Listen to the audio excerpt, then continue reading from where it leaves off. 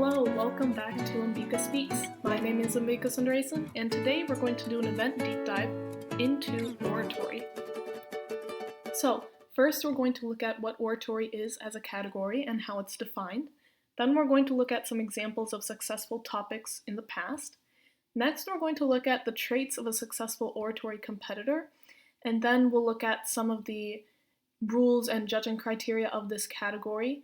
And last, we're going to look at a testimonial, which is like the point of view of someone who competes in this category.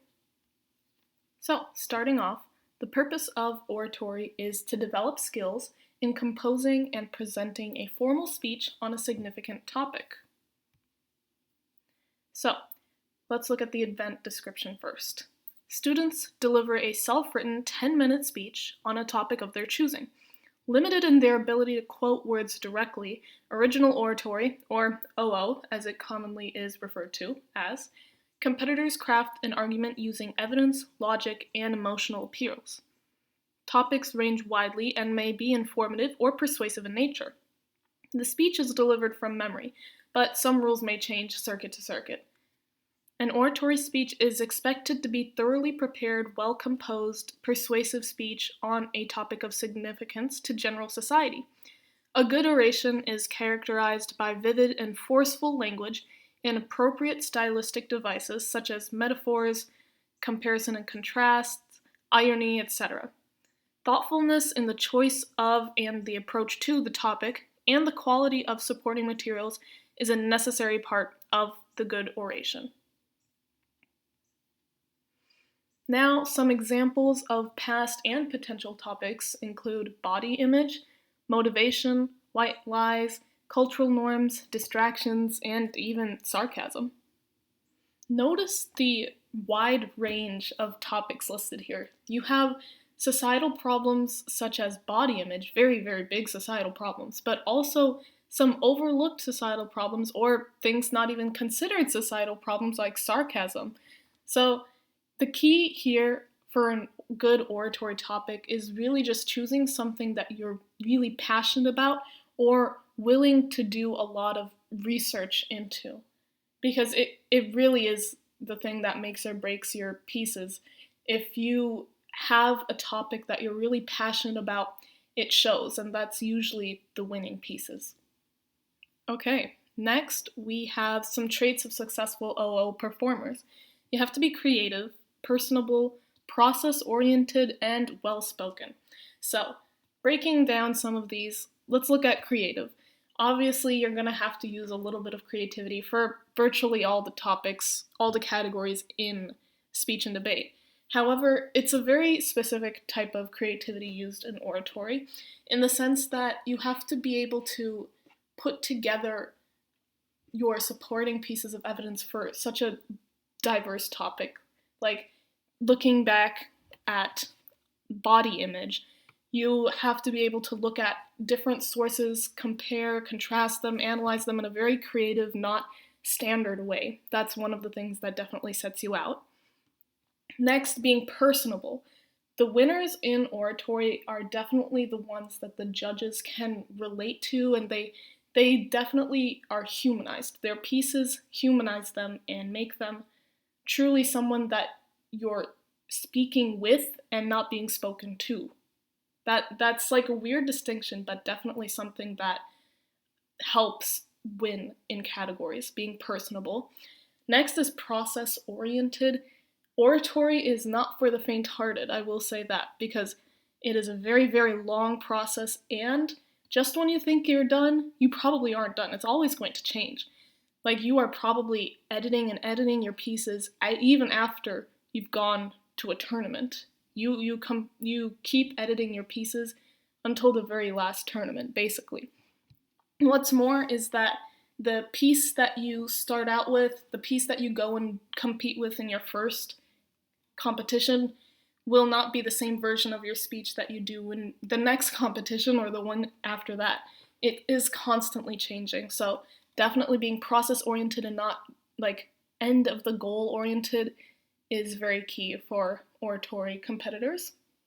Also, being well-spoken. This is also a general rule for just all the categories in general, but being well-spoken is definitely something that helps you stand out in a competition, and also helps you a lot in the writing process. Okay, next let's look at the criteria for evaluation. So that's basically fancy words for your rubric.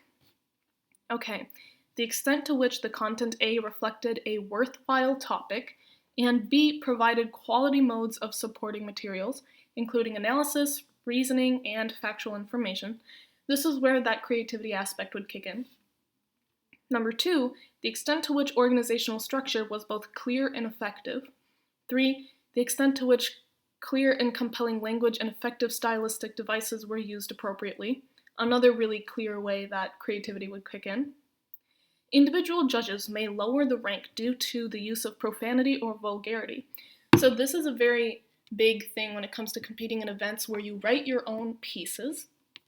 So general rule of thumb, you want to stay away from controversial topics unless you have a way to approach it where you wouldn't offend your judge.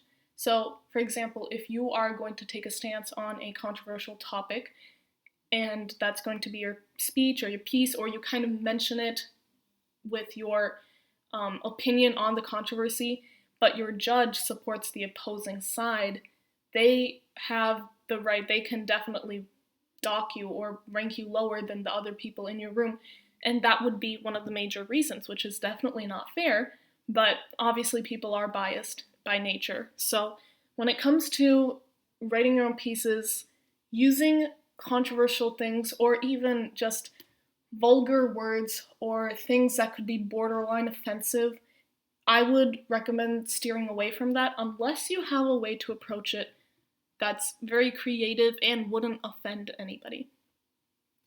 Okay, number 4, the extent to which the vocal presentation was clear and appropriate to the subject, including items such as articulation, pronunciation, volume, rate, pitch, and voice quality. So that's where the well-spoken aspect comes in. Number 5, the extent to which the physical presence contributed to the clarity and effectiveness of the presentation, including such items as facial expression, eye contact, gestures, and bodily movement. So that is one of the biggest things that people underestimate in speech and debate. They think it's just the speech aspect or the debating aspect, but one of the things that make you personable to your judges and your audience alike is your body language. So it's honestly, if you have a bad speech, but you deliver it with like awesome hand gestures, body language in general, then that would definitely win over having an amazing speech, but the delivery didn't land well. So that kind of just shows the importance of body language. So that definitely does play a role way more than one might think. Okay, now that we've looked at how this category is judged, let's look at some of the rules and guidelines of the category. So this is the rules for oratory according to the WFCA. First, the speech must be the original work of the participant, fulfilling its persuasive challenge in one of 3 ways. First, by alerting the audience to the existence of a problem. Second, by affirming the existence of a problem and offering a solution. Or 3, by urging the adoption of a policy. Properties or visual aids are not permitted for this category. Notes are not permitted, but again, that's one of the things that can change with circuit, like depending on the circuit. Vocal music, if used, should be incidental and not overwhelm the presentation. And then you might be wondering, this is a speech, why on earth would there be any singing involved? But you'd be surprised. That's actually one of the creativity elements that some competitors like to use. They either use it in their hook to kind of get the attention of everybody, and it's a very creative hook, so people would definitely be interested to see why they are singing. So you can't just use this out of the blue for anything. You have to have a reason for singing. It has to be linked with your topic in some way. But they sometimes also use it as like a symbol throughout their speech. But again, that could be borderlining some interpretive events too, which your judges might dock you for if you use it a little too much. It could be like, oh, this is not an interpretive category, So you chose the wrong category, so just be aware of that and use it sparingly, but creatively. Next, the maximum time limit is 10 minutes with an allowable 15-second grace period, and there's no minimum time requirement. But any entry exceeding the grace period, so exceeding 10 minutes and 15 seconds, may not be ranked first in the round. And this is so important that even if all entries in a round exceed the grace period, no first rank shall be given in that round. Nobody can get first if everybody crosses that 15-second grace period.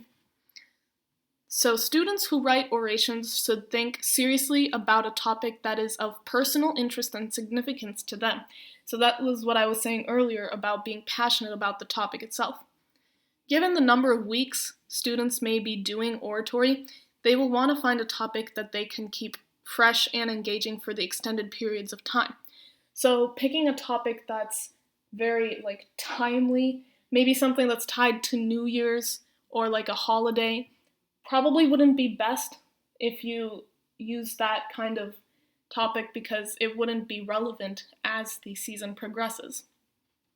Additionally, orators should consider topics that are current and relatable to audience members. So probably not a topic that was important to society 50 years ago. Probably don't want to do that because people might not care about that anymore. But definitely trying to stick with something that's current and up and coming and relatable to the audience members would give you a 1-up. Oratory is an ongoing process. The last speech that is performed will never be a final draft. There's always room for revision, so pick a topic that you'll enthusiastically explore and reflect upon during the season, not something that you feel you might get bored of pretty quickly. Okay, now let's look at that testimonial. This is from a former oratory competitor. Oratory allowed me to advocate for what I believed in my own words. It gave me the ability to tell my story. Thank you guys for watching. That concludes today's video. I learned be sure to look out for the next videos where I will be breaking down nationals oratory videos other skills and that form the foundation of great made their speech or broke competing their speech, in oratory gave and me a how you can use those said elements into other in your own speeches from other events, as well as another video going into how to write an oratory speech, looking at research and structural components, organizing, practicing, performance tips, and resources. It's an event for anyone and everyone. One key thing that I'd like to point out here is how this person emphasized how you venture into elements of other events. This is not just exclusive to oratory. This is something that happens in virtually every other speech and debate event. You always are using elements from other events. Like humor, that's something you use in basically every event that you write yourself. You write the speech for yourself. Because obviously you're probably going to sprinkle in some humor here and there to keep the audience engaged. Unless it's a dark topic, then you probably wouldn't do that. But the point is, every event is not just its sole event. It's always a combination of other elements from other categories that are kind of emphasized in different levels. Alright, thank you guys for watching. That concludes today's video.